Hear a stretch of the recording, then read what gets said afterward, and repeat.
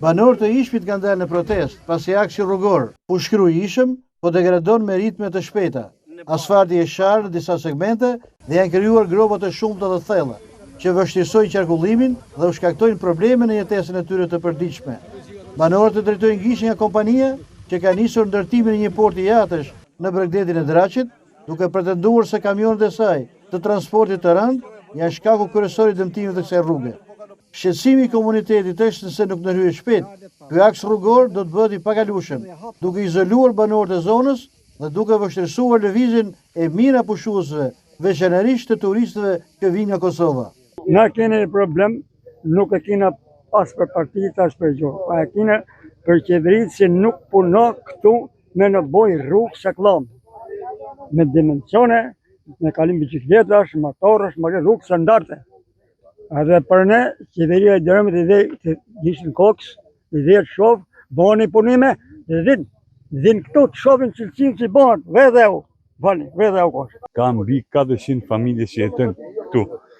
Pastaj është një rrugë që pse kalojnë shumë edhe Kosovës, që është zona Laçit, Thomana, këtë kalojnë këtej. Por ka bërë shumë gjendje kritike kjo, sepse jemi të lodhëm.